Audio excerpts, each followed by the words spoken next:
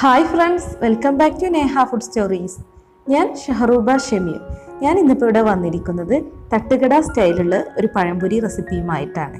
അപ്പോൾ തട്ടുകടയിൽ ഉണ്ടാക്കുന്ന പഴംപൊരി നമുക്ക് ഈസിയായി വീട്ടിലുണ്ടാക്കാം. അപ്പോൾ ഇതെങ്ങനെയാണ് ഉണ്ടാക്കുന്നത് എന്ന് നോക്കാം. അപ്പോൾ പഴംപൊരി ഉണ്ടാക്കാനായിട്ട് 1 കപ്പ് മൈദയാണ് ഞാനിവിടെ എടുത്തിട്ടുള്ളത്. അപ്പോൾ ഈ മൈദ നമുക്കൊരു ബൗളിലേക്ക് ഇട്ട് കൊടുക്കാം. ഇനി ഇതിലേക്ക് 1/4 കപ്പ് കടലമാവ് ചേർത്ത് കൊടുക്കണം.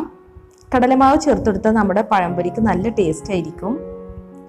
പിന്നെ ഇതിലേക്ക് ചേർക്കാനുള്ളത് 1.5 ടേബിൾ സ്പൂൺ കോൺഫ്ലോർ ആണ്. ഇനി നമുക്കിതിലേക്ക് 1/2 ടീസ്പൂൺ ബേക്കിംഗ് സോഡ ചേർത്ത് കൊടുക്കണം. 1/4 ടീസ്പൂൺ ഉപ്പും കൂടി ചേർത്ത് കൊടുക്കാം. ഇനി 2 ടേബിൾ സ്പൂൺ പഞ്ചസാര ചേർത്ത് കൊടുക്കണം. നമ്മൾ പഞ്ചസാര ചേർക്കുമ്പോൾ നമ്മൾ എടുത്ത പഴത്തിനനുസരിച്ച് വേണം ചേർക്കാൻ. നല്ല പഴുത്ത മധുരമുള്ള പഴമാണെങ്കിൽ കുറച്ച് ചേർത്താൽ മതി. ഇനിയിപ്പോൾ മധുരമില്ലാത്ത പഴമാണെങ്കിൽ കുറച്ചും കൂടെ ഒരു 3 ടേബിൾ സ്പൂണൊക്കെ ചേർക്കേണ്ടി വരും. ഇനി ഇതെല്ലാം കൂടെ ഒന്ന് മിക്സ് ചെയ്ത് കൊടുക്കുക. നമ്മൾ പഞ്ചസാര ചേർത്തതും ബേക്കിംഗ് സോഡ ചേർത്തതും ഒക്കെ ഒന്ന് മിക്സായി വരണം. ഇനി ഇതിലേക്ക് കുറേശ്ശെയായി വെള്ളം ഒഴിച്ച് കൊടുത്തൊന്ന് മിക്സ് ചെയ്തെടുക്കണം. ഒന്നിച്ച് വെള്ളം ഒഴിച്ച് കൊടുക്കരുത്, കുറേശ്ശെയായി തന്നെ ഒഴിച്ചെടുത്താൽ മതി. പിന്നെ ഇപ്പം തട്ടുകട സ്റ്റൈലിൽ പഴംപൊരി ഉണ്ടാക്കുമ്പോൾ കോൺഫ്ലോറും അതേപോലെ കടലമാവും ഒക്കെ ചേർക്കും. എന്നാലേ നമ്മുടെ തട്ടുകട സ്റ്റൈലിലുള്ള പഴംപൊരി ആവുള്ളൂ. സാധാരണ നമ്മൾ വീട്ടിലുണ്ടാക്കുന്ന പഴംപൊരിയിൽ ഇതൊന്നും ചേർക്കാറില്ല. അപ്പോൾ നമ്മൾ പഴംപൊരിക്ക് ഉണ്ടാക്കുന്ന ബാറ്ററിൽ മഞ്ഞൾപ്പൊടി ചേർക്കണമെങ്കിൽ നല്ലൊരു യെല്ലോ കളർ കിട്ടും. പക്ഷെ ഞാനിപ്പോൾ മഞ്ഞൾപ്പൊടി ചേർക്കുന്നില്ല. കാരണം നമ്മൾ ബേക്കിംഗ് സോഡ ചേർത്തത് കാരണം നമ്മളിത് എണ്ണയിലിട്ട് ഫ്രൈ ചെയ്യുമ്പോൾ ഒരു റെഡ് കളർ ആവാൻ സാധ്യതയുണ്ട്. അതുകൊണ്ട് ഇപ്പോൾ ഞാൻ മഞ്ഞൾപ്പൊടി ചേർക്കുന്നില്ല. പിന്നെ നമ്മുടെ ബാറ്റർ ഒന്ന് സ്മൂത്താക്കി എടുക്കാൻ ഒരു ഹാൻഡ് വിസ്ക് ഉപയോഗിച്ചൊന്ന് മിക്സ് ചെയ്തെടുത്താൽ മതി. ഇതിപ്പോൾ നല്ല സ്മൂത്തായി വന്നിട്ടുണ്ട്. അപ്പോൾ നമ്മുടെ പഴംപൊരിക്കുള്ള ബാറ്റർ ഇവിടെ റെഡി ആയിട്ടുണ്ട്. പഴംപൊരി ഉണ്ടാക്കാനായിട്ട് ഇവിടെ 2 നേന്ത്രപ്പഴമാണ് ഞാൻ എടുത്തിട്ടുള്ളത്. ഇത് അത്യാവശ്യം പഴുത്ത നേന്ത്രപ്പഴമാണ്.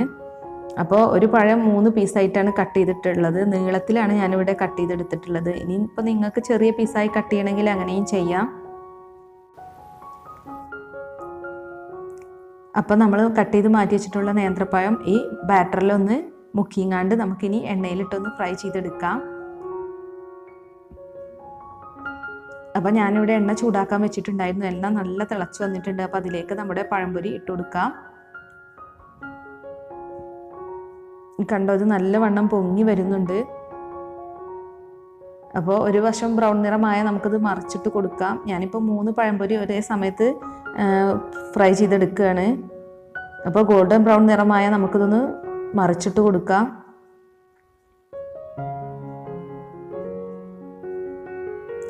മഞ്ഞൾപ്പൊടി ചേർത്തിട്ടില്ലെങ്കിലും നല്ല ഒരു ഗോൾഡൻ കളറാണ് നമ്മുടെ പഴംപൊരിക്ക് കിട്ടിയിട്ടുള്ളത്. അപ്പം നല്ല പൊങ്ങി വന്ന പഴംപൊരി തന്നെയാണ് ഇത്. നല്ല ടേസ്റ്റുമാണ്. അപ്പോൾ ഈ തട്ടുകട സ്റ്റൈലിലുള്ള പഴംപൊരി എല്ലാവരും ഒന്ന് ട്രൈ ചെയ്ത് നോക്കുക. പിന്നെ നമ്മൾ പഴംപൊരി എണ്ണയിലേക്ക് ഇടുമ്പോൾ എണ്ണ നല്ല ചൂടുണ്ടായിരിക്കണം. അതുപോലെ നമ്മൾ എണ്ണയിൽ നിന്ന് പഴംപൊരി മാറ്റുന്ന സമയത്തും തന്നെ എണ്ണയ്ക്ക് നല്ല ചൂടുണ്ടായിരിക്കണം. അങ്ങനെയാണെങ്കിൽ ഒരുപാട് എണ്ണയൊന്നും കുടിക്കില്ല പഴംപൊരി. അപ്പോൾ 2ാമത്തെ സ്റ്റെപ്പ് പഴംപൊരി ഞാൻ ഇതുപോലെ തന്നെ ഫ്രൈ ചെയ്തെടുത്തിട്ടുണ്ട്. ഇനി നമുക്കിത് എണ്ണയിൽ നിന്ന് മാറ്റാം. അപ്പോൾ എണ്ണയിൽ നിന്ന് മാറ്റുമ്പോൾ നമ്മളൊരു ടിഷ്യൂ പേപ്പറിലേക്ക് മാറ്റുകയാണെങ്കിൽ ബാക്കിയുള്ള എണ്ണ കൂടി ഇത് വലിച്ചെടുത്തോളും. അപ്പോൾ നമ്മുടെ തട്ടുകട സ്റ്റൈലിലുള്ള പഴംപൊരി ഇവിടെ റെഡി ആയിട്ടുണ്ട്. എനിക്കൊരു റിക്വസ്റ്റ് ഉണ്ടായിരുന്നു തട്ടുകട സ്റ്റൈലിൽ പഴംപൊരി ഉണ്ടാക്കണം എന്ന് പറഞ്ഞ്. അതുകൊണ്ടാണ് ഞാൻ റെസിപ്പി ഇപ്പോൾ ഇട്ടത്. അപ്പോൾ ഈ വീഡിയോ എല്ലാവർക്കും ഇഷ്ടമായെന്ന് വിചാരിക്കുന്നു. ഇത് ഇഷ്ടമായെങ്കിൽ ലൈക്കും ഷെയറും ചെയ്യണേ. ഇനി ഇതുപോലുള്ള റെസിപ്പീസുമായി നമുക്ക് വീണ്ടും കാണാം. Thanks for watching my channel.